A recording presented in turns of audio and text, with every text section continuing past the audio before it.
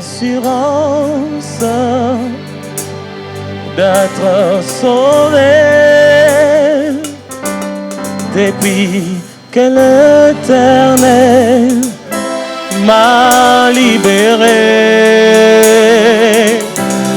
La vie éternelle, il me l'a donnée, oh, et je suis à lui à perpétuité. J'ai l'assurance d'être sauvé depuis que le bon berger m'a libéré. La vie éternelle, il me l'a donnée, et je suis à lui à perpétuité. Qui me séparera de l'amour de Jésus? Ni nudité, ni tribulation, ni homme, ni ange, ni domination. Rien ne me séparera de mon sauveur. On peut chanter ensemble. J'ai l'assurance, comment? J'ai l'assurance d'être sauvé, depuis que l'Éternel, oh, m'a libéré. La vie éternelle, la vie éternelle, il me l'a donnée, je suis à lui, oh, à perpétuité. Qui me séparera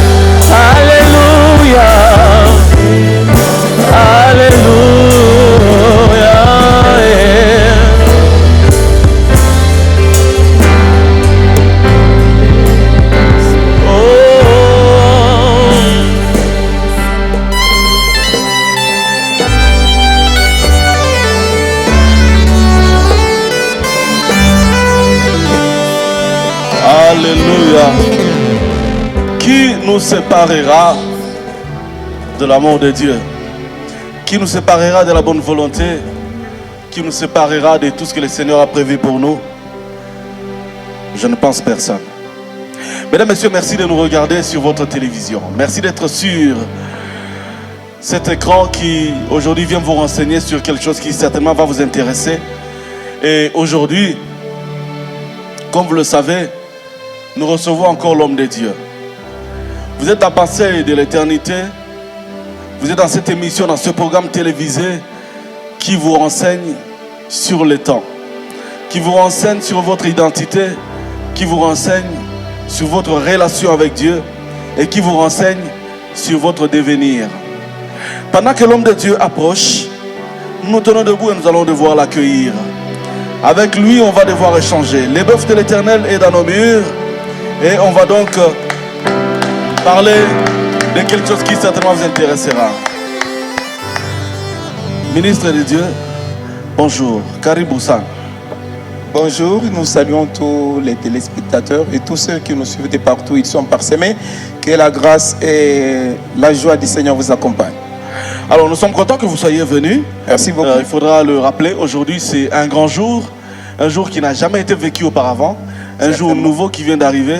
Nous savons que chaque jour vient avec sa particularité. Ça, c'est vrai. Karibou Sana. C'est vrai. Nous avons commencé notre série d'enseignement depuis 2 semaines déjà.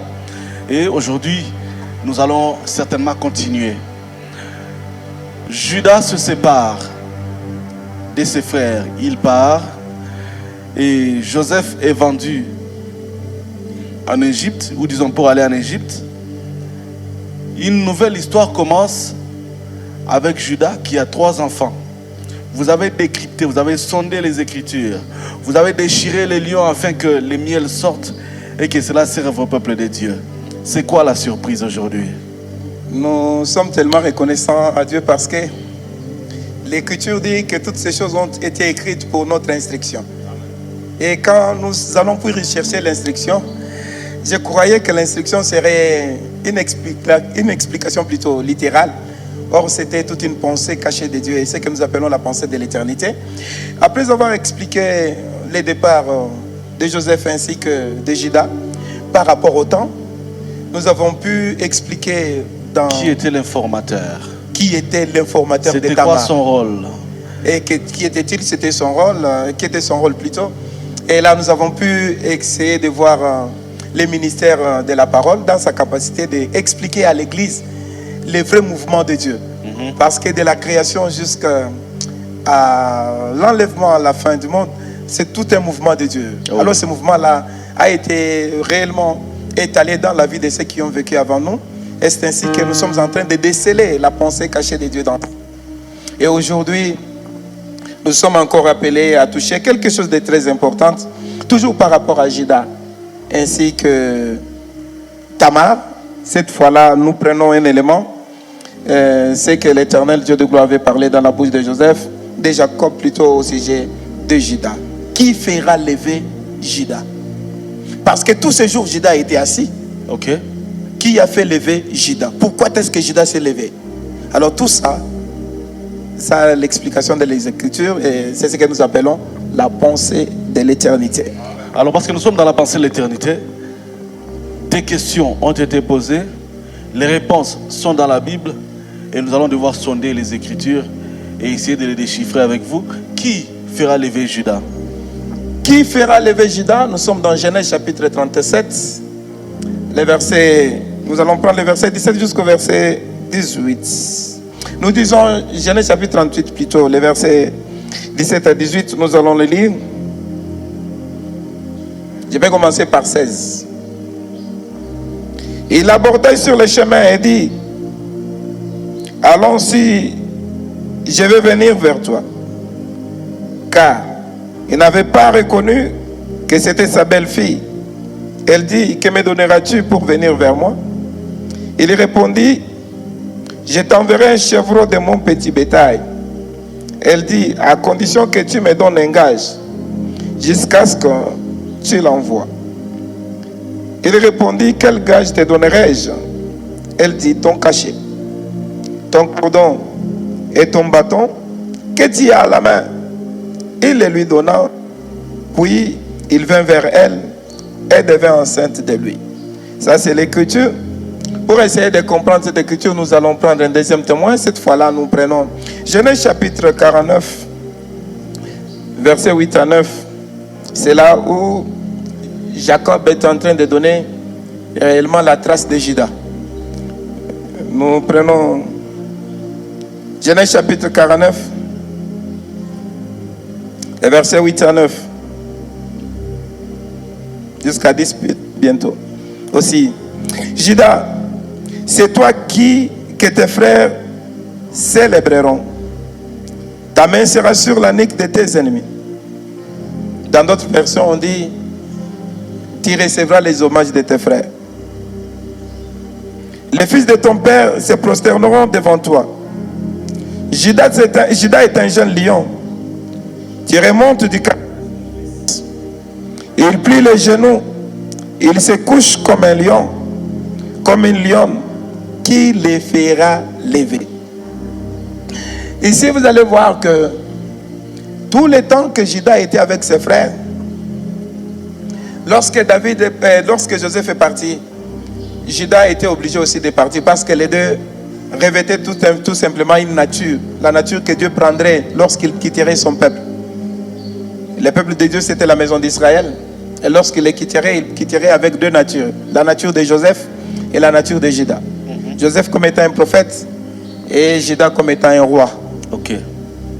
Et voilà, quand Juda, lui, part, son père avait dit que Juda devait recevoir les hommages de ses frères. Et que ses frères se prosterneront devant lui.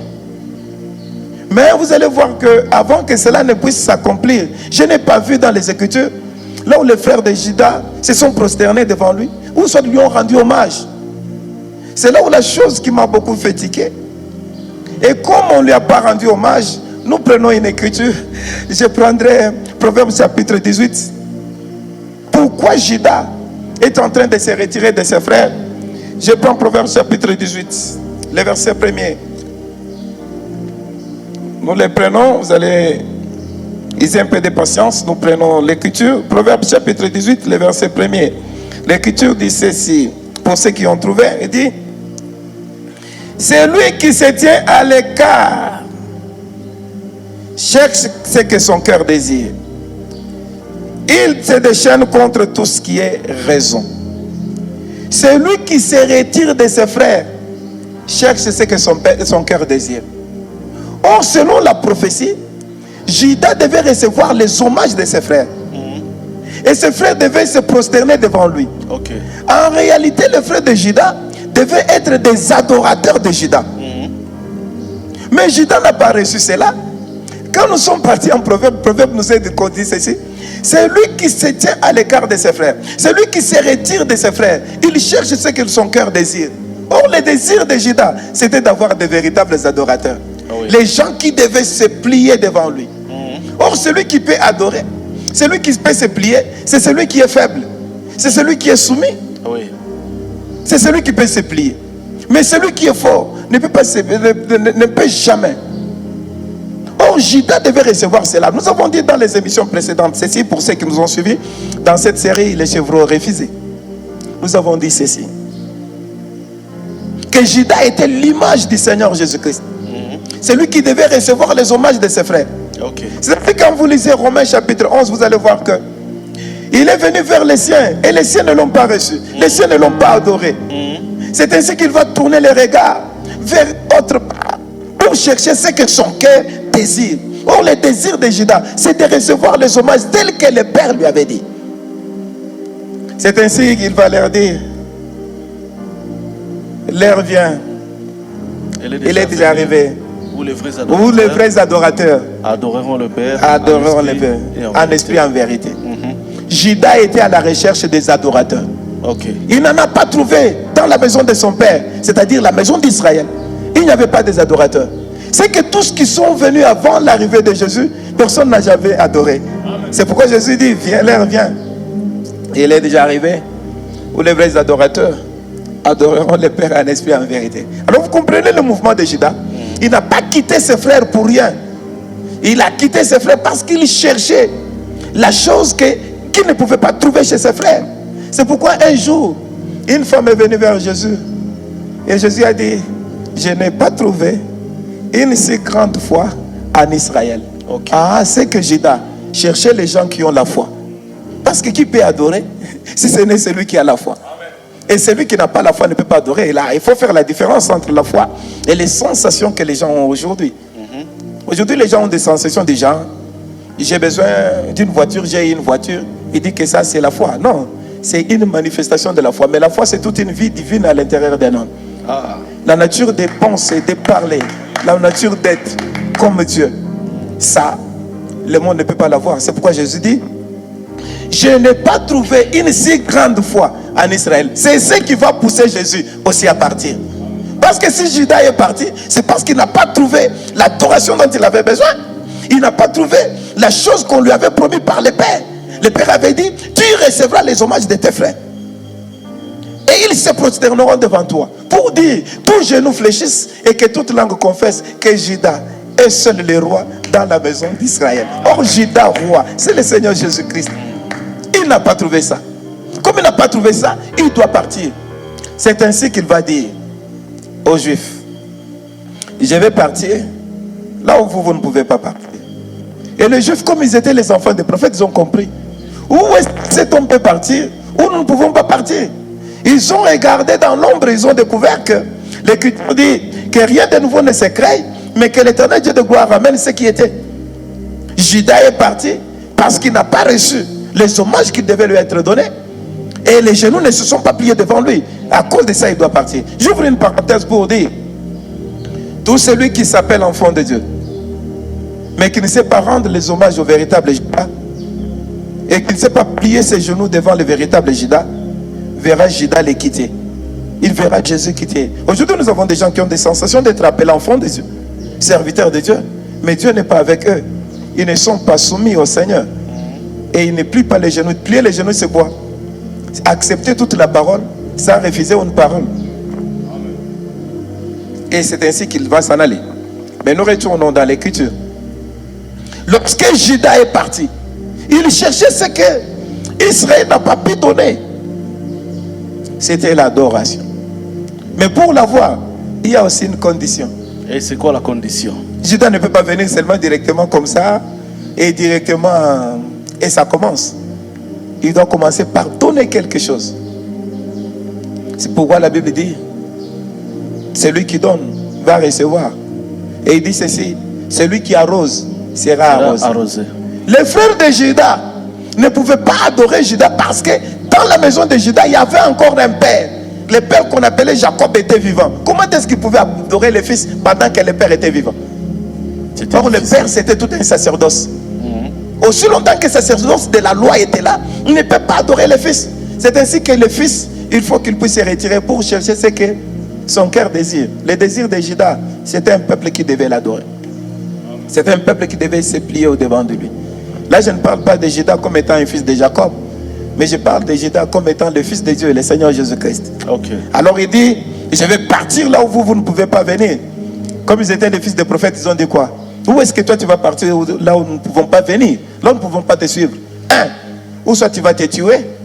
C'est ce qui est arrivé avec le véritable Judas. À la croix, personne n'a tué Jésus. Il a dit ceci, j'ai le pouvoir de donner ma vie et j'ai le pouvoir de la récupérer. C'est que lui-même, il s'est tué. Les Juifs avaient déjà prophétisé. Si tu te tues, nous on ne va pas te suivre. C'est ainsi qu'il est allé à la croix pour se tuer, afin que les Juifs ne puissent pas le suivre et qu'ils viennent vers nous. Tama. Et deuxièmement, tu iras chez les gentils. Or, Judas, en quittant la maison de son père, il est allé chez les gentils. C'est là où il est venu. Quand on parle des gentils, on parle de l'église. C'est ça le mouvement de Judas. On comprendra que qui a levé Judas alors? Si... Ok. Qui fera lever Judas? Judas, dans son cœur, il a besoin de l'adoration. Et la seule personne qui peut donner l'adoration, c'est la personne qui est faible. Et ce n'est pas la personne qui est forte. Oui. Tout celui qui est fort ne peut pas rendre hommage à un autre. C'est ce que vous allez voir, la guerre qui existe sur la terre, c'est parce que tout le monde est fort. Pourquoi nous avons de compétition, c'est parce qu'il y a des forts. Mais la personne qui est faible n'a pas besoin de compétition. Elle a besoin seulement de se soumettre. Mais qui est faible? Là, je demande à l'apôtre Paul, il dit ceci. Dans votre rapport avec les femmes, traitez-les comme des êtres faibles.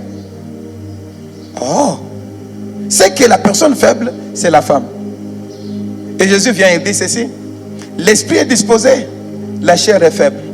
Alors nous comprenons que cette chair est faible. À cause de la faiblesse de la chair, nous avons besoin d'un homme qui est fort. Or, celui qui est fort, c'est celui qui a la royauté, celui qui a le pouvoir. Mais en Israël, pendant que Jésus pouvait parler, et il brandissait Moïse, il disait ceci. Toi, tu nous dis ça? Mais Moïse a dit, il y avait des hommes forts. Mais quand il vient vers nous, nous n'avons pas une autre personne qui peut être forte, qui peut s'élever. Mais qui peut faire lever Judas? Mais c'est la personne qui adore. Pour essayer de comprendre, nous allons dans la maison d'Assiris pour comprendre qui peut faire lever Judas, qui peut faire lever le roi. Cela veut dire lui accorder l'adoration dont le roi a besoin. Parce que l'adoration, c'est ça la beauté dont l'Éternel a besoin, dont l'époux a besoin à l'intérieur de sa femme. Et il dit ceci. Esther regarde ses frères et leur dit, vous êtes venus me demander pour que j'aille plaider devant le roi. Mais pendant ce temps ici, personne ne peut entrer chez le roi. Moi, j'ai fait déjà un long moment, je ne suis pas entré chez le roi. Il n'y a personne qui peut lever le roi. Mais, restez prier pour moi. Moi, je vais partir. Si c'était un homme qui était parti ce jour-là, le roi l'aurait tué. Mais quand la femme est arrivée, le roi la voit à partir de la cour. Il dit, oh, qui est là? Mais c'est la femme, l'objet de l'adoration, parce que la femme, c'est la gloire de l'homme. Judas cherchait sa gloire. L'objet de la gloire de l'homme. La femme, vous avez dit l'objet de l'adoration parce que... J'ai dit ceci. Oui. La femme, c'est l'objet de la gloire de l'homme. Okay. L'adoration dont l'homme a besoin, le trouve dans sa femme. Ah.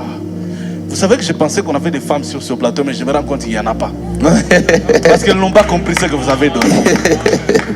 Alléluia. Alors vous voyez, lorsque Achiris regarde, il voit que celle qui est là, c'est la femme, l'objet de mon adoration, de ma gloire. Il prend le bâton, il donne. Judas s'est levé, il prend le bâton, il donne. Et quand la femme touche le bâton, elle a touché à la grâce. Judas avait besoin d'une personne qui devait toucher la grâce et être soumise à lui. Alors, pasteur, nous y allons lentement. Christ est l'époux de l'église. Oui, certainement. Alors, quand l'épouse vient pour adorer, c'est que Christ est prêt à tendre les bâtons. Il lui tend les bâtons pour qu'il vienne vers lui. Pour qu'il vienne vers lui. Ah, c'est là où il dit, venez auprès de moi, vous qui êtes forts. Non. Venez auprès de moi, vous tous qui êtes fatigués et chargés. Or, depuis la naissance, la femme a toujours été fatiguée et chargée de toutes les malédictions qui pouvaient exister. Alors cette femme-là, c'est nous. Donc depuis la nuit des temps, l'église est toujours fatiguée et chargée. D'où il faut aller vers Christ. Et à son tour, quand il tend le bâton, il peut s'élever. Et dès que tu tiens le bâton, mais l'adoration commence. Pasteur. Il y a quelle parole tu vas lui dire? Pasteur. Quelle parole tu vas lui dire? Pasteur. Je sais qu'on est suivi à Durban, à Cape Town, à Kinshasa, à Brazza, à Lubumbashi même, d'où nous faisons ce projet. Tu sais, mais combien de Swahili? Kule ku Pakistan, banasema kako Swahili ku bantu. Swahili kidogo. Unebito shaka pibi bintu bia hivi. Il faut ceux qui vont nous suivre dans des endroits où on ne parle pas le Swahili, mais pose la question de savoir, pasteur, tu fais sortir ces histoires d'où? Non, la Bible dit ceci. C'est poussé par l'Esprit du Seigneur que les hommes ont parlé de la parole du Seigneur. Parce que le Saint-Esprit n'est pas la capacité de faire parler une personne en langue. Mais le Saint-Esprit, c'est la capacité de faire sortir la pensée cachée de Dieu et les saluer au devant du peuple. Alléluia. Alors j'étais en train de dire ceci, que lorsque Achiris voit Esther, bien aimée dans le Seigneur, Esther était habillée de l'habit royal. Elle a trouvé cet habit où? Dans la maison royale. Et dès qu'elle se tient devant le roi ne peut pas accepter qu'un malheur frappe Esther. J'aimerais dire à tout celui qui est membre de l'église, dans ta faiblesse où tu es, tu t'approches au Seigneur. Le Seigneur te donne sa force c'est le bâton. À partir du bâton, tu ne peux pas être une personne qui sera touchée, détruite. Non, Judas cherchait les gens qui doivent lui faire l'adoration. Quand tu reçois les bâtons, directement l'adoration commence. Et l'adoration, c'est quoi? Ah, c'est là où la question se pose. Parce que nous savons que nous sommes dans un temps où les gens confondent l'adoration et l'adoration. Le parallélisme entre l'adoration et l'adoration, c'est lequel, s'il vous plaît? Il y a une différence entre chanter et adorer. Parce que si nous retournons chez Jésus qui dit ceci, l'heure vient, il est déjà venu, où les vrais adorateurs adoreront le Père en esprit en vérité. Ce qui veut dire, pendant même qu'il parlait là, les vrais adorateurs n'avaient pas encore commencé. Ils devaient attendre le temps pour commencer l'adoration. Ok. Si l'adoration était la chanson, mais j'ai vu des véritables chantres, le mari, j'ai vu les véritables chantres, comme David. Il chantait, les esprits mauvais sortaient. Alors Jésus n'avait pas vu David que quand il chantait, les esprits mauvais sortaient. Aujourd'hui, nous avons des chants qui nous font croire que l'adoration c'est chanter, mais c'est pas ça. C'est quoi mais ça, c'est la manifestation de l'adoration. Mais l'adoration, c'est quoi? Mais c'est la vie de celui qui est racheté du péché. Alléluia. L'heure vient, et il est déjà arrivé, où les véritables adorateurs vivront la vie de Dieu. Cette vie-là, avant que Jésus ne soit venu, aucune personne n'a vécu cette vie. L'adoration, c'est la véritable vie d'une personne qui marche dans la crainte du Seigneur. C'est ça l'adoration. Alors maintenant, quand il y a cette vie-là, ta chanson que tu es en train de chanter sera la manifestation de l'adoration. Et qui sera le véritable adorateur. Alors vous voyez, Judas cherchait ces gens-là. Il ne les a pas trouvés dans la maison de son père. C'est ainsi qu'il est venu vers nous. J'aimerais te dire, toi qui me suis en ce moment. S'il vous plaît, pasteur. Donc, Jésus vient pour les Juifs. Ils ne le reconnaissent pas. Ils ne le suivent pas. Et Jésus s'est dit, je vais à Lubumbashi, à l'assemblée des rachetés. Qui suivra Pierrot Panda, je serai avec lui. On peut comprendre ça comme ça. Pas Pierrot Panda comme un homme, mais Pierrot Panda comme étant le ministère. Nous ne parlons pas d'un individu. Nous avons même évité de dire pasteur. Parce qu'il y a pasteur et pasteur. Oui. Ne me posez pas la question. Je vous tutoie parlant de ça parce que il faut qu'on dise les choses telles qu'il le faut. Chers téléspectateurs, vous êtes en dehors du Congo. Si vous avez un voyage à effectuer vers Lubumbashi, vous n'avez pas d'adresse à chercher. Nous allons vous le donner après. Mais si vous êtes ici à Lubumbashi, nous sommes au Bel Air Mazout, juste à la bifurcation. On va vous donner le numéro. Vous me permettez? Oui, on peut donner. 20 000. On parle d'abord. Alors, j'étais en train de dire que l'adoration, c'est tout un royaume qu'on donne à un individu. Lorsque Assuérus prend son bâton, il tend à Esther. C'est qu'il lui donne tout un pouvoir. Le pouvoir qu'il n'avait pas. Elle a le pouvoir de se tenir à l'endroit où il ne pouvait pas se tenir. Parce que c'était interdit à une femme d'y accéder. Mais comme elle a reçu le pouvoir, elle a accès. C'est quoi? Nous qui n'avions pas le pouvoir d'accéder vers le Père, à cause du bâton qui nous a été donné. N'oubliez pas que le bâton, c'est tout un homme qui a la capacité d'ouvrir la mer rouge et qui a la capacité de faire les miracles. Et quand il ouvre la mer rouge, il devient toute une clé. C'est pourquoi il est écrit dans Isaïe que quand il est en train de venir, il vient avec la clé de David sur son épaule. Les gens s'imaginent que la clé c'est une clé, mais c'est tout un bâton. Il a la capacité d'ouvrir et de fermer. Et ce bâton-là peut devenir un serpent et redevenir un bâton. Il a la capacité de prendre le corps de la malédiction et de reprendre le corps du pouvoir. Serpent, c'est un corps de la malédiction. Et aussi, le bâton, c'est un corps du pouvoir. Alors, c'est ce que nous étions en train de présenter à tous les peuples de Dieu en ces jours. Pasteur, il y en a qui attendent encore, qui pensent qu'ils sont jeunes et que la vie prend son cours, ils viendront. Il y en a qui pensent qu'ils sont en retard et qu'ils ont tout perdu. Il y en a qui se croient déjà morts et qui n'attendent qu'être ensevelis. Alors que cependant que nous sommes en train de parler, le bâton est déjà tendu. Oui, le bâton est tendu. qu'est-ce que vous pouvez leur dire? Parce que quelqu'un qui vit et qui pense qu'il n'attend que d'être enseveli, quelqu'un qui aujourd'hui pense qu'il a encore le temps parce qu'il a l'énergie musculaire, quelqu'un d'autre qui pense qu'il a tout fait et qu'il n'attend que la retraite. Pendant que le bateau reste encore tendu. Je leur donne plein d'espoir plutôt. Jésus dit ceci: ne craignez point un petit troupeau, parce que votre Père Céleste a jugé bon de vous donner les bâtons. Votre Père Céleste a jugé bon de vous donner le royaume. C'est que lorsque Judas s'élève, c'est pour donner le royaume. Et dès qu'il donne le royaume, il a un peuple qui lui est administré. Mais j'aimerais dire à tous ceux-là qui se sont fatigués, parce que il y a eu beaucoup d'histoires qui se sont passées dans leur vie. Il y a encore de l'espérance. Judas a abandonné ses frères. Il est venu vers toi. Le plus grand problème pour toi, c'est de se tenir sur le chemin. Nous avions dit la fois passée que Tamar pouvait rester dans la maison de son père pendant que Judas est en train de passer. Or, lorsque Judas passe et que Tamar est dans la maison de son père, Judas ne le verrait pas. Il a dit à Nathanaël: lorsque tu étais en dessous de l'arbre, moi je t'avais vu. De même, tout celui qui veut recevoir de Judas les bâtons, qui lui donne le pouvoir surtout, mais qu'il soit sur le chemin, qu'il soit en dessous de l'arbre. Parce que la Bible dit que celui qui demeure à l'abri du Très-Haut repose à l'ombre du Tout-Puissant. Si l'ombre du Tout-Puissant est donnée à un peuple, c'est que le Tout-Puissant, c'est tout un arbre. Et cet arbre-là va te couvrir, te donner le repos. Quand tu y es en dessous, le Seigneur va passer. C'est pourquoi ce jour-là, même notre frère Zachée savait que le Seigneur Jésus-Christ passerait seulement là où il y a l'ombre, parce qu'il a été écrit que celui qui demeure à l'abri du Très-Haut repose à l'ombre du Tout-Puissant. Il va rencontrer l'arbre, parce qu'il savait que Jésus, en marchant, ses yeux sont toujours aux arbres pour chercher le fruit. Il était en train de chercher un fruit. Et Jean-Baptiste avait dit que vous pouvez porter le fruit de quoi? De la repentance. Et lorsque Zachée a un arbre, il est qui? Mais c'est un fruit. Et c'est ainsi que Dieu l'a recueilli.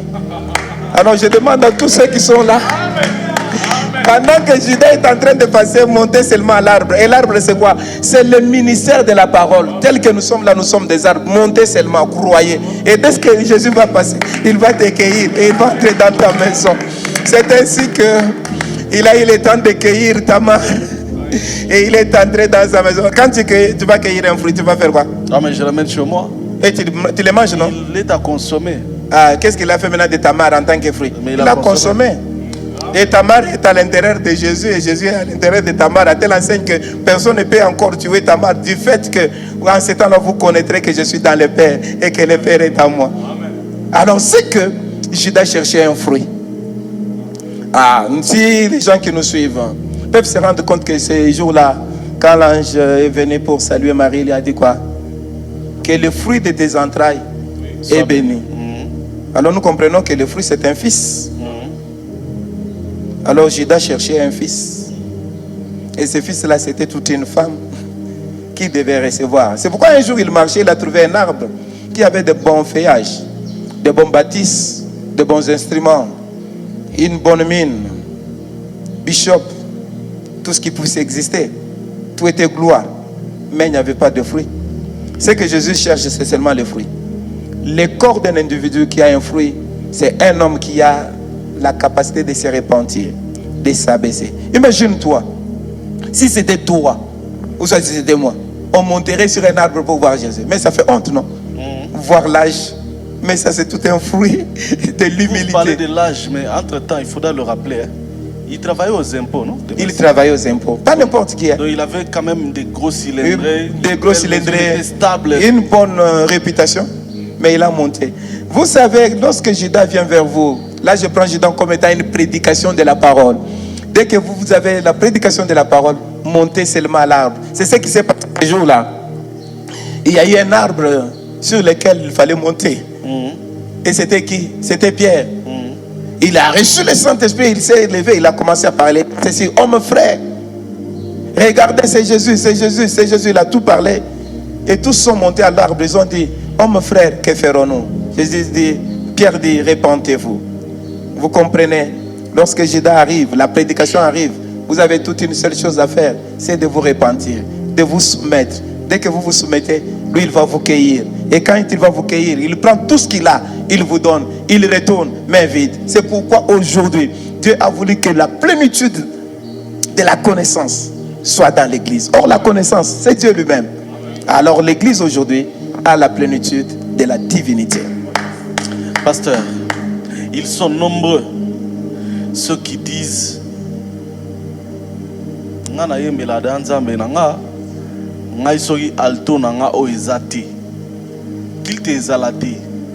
effectivement, il y en a à qui on a donné ces valeurs-là.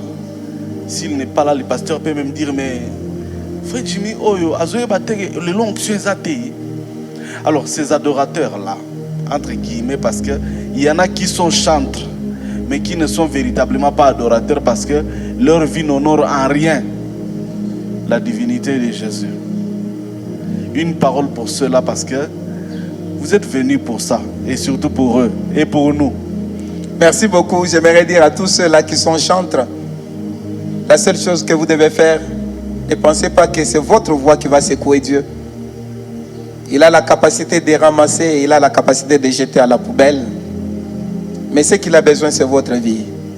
Nous avons dit ceci. L'adoration, c'est une vie de sanctification. Une vie d'une personne qui est séparée du mal. C'est ça l'adoration dont Dieu a besoin. Mais la chanson que tu donnes, c'est la manifestation de l'adoration que tu as. Regardez, les Juifs ont dit ceci, on ne peut pas chanter les cantiques de Sion tout en étant sur une terre étrangère.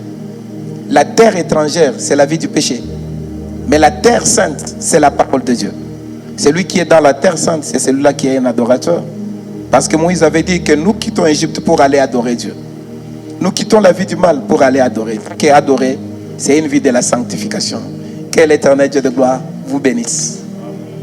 Alors, pasteur, nous avons conclu, nous sommes en train de chuter, mais on ne va pas omettre à notre, comment je veux dire, notre principe. Il y a toujours une parole pour mon frère, ma soeur qui nous suit, parce qu'aujourd'hui, je pense que c'est son jour.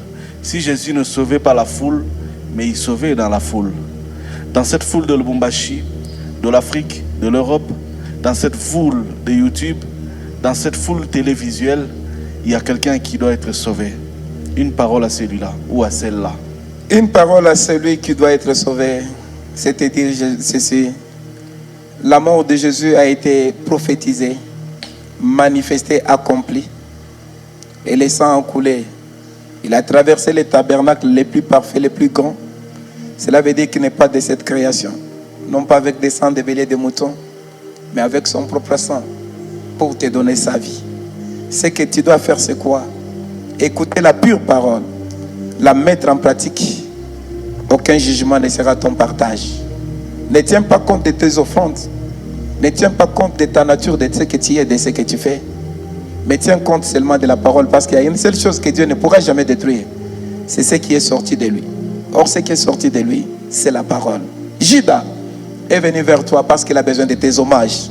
Il a besoin d'une vie de sanctification qui sort de toi. Que le Seigneur te bénisse encore une fois de plus. Mesdames, Messieurs, bien-aimés dans le Seigneur, une pierre jetée doit nécessairement tomber. Au cas où elle ne tombe pas, c'est que c'est une autre forme d'oiseau. Donc qui commence bien, finit bien. Mais comme nous vous le disons, on vous l'a toujours dit, nous sommes assemblés de rachetés. Nous sommes pour vous permettre d'arriver très facilement au terminus Mazout, au Bel Air, sur Sapinière. Si vous vous joignez à nous, ça ne sera peut-être pas pour notre intérêt, mais peut-être pour le vôtre. Parce que Jésus est Jésus avec ou sans nous. Il est seulement important que celui qui attend son cri réponde favorablement. Venez à lui, vous tous qui êtes fatigués et chargés, il vous donnera du repos. Merci à tous et à chacun de nous avoir suivis. Les prochains rendez-vous, pour ceux qui sont sur notre chaîne YouTube, les programmes sont en continu. Mais pour ceux qui sont à la télévision, c'est d'ici une semaine. Ne ratez pas les rediffusions. Au revoir.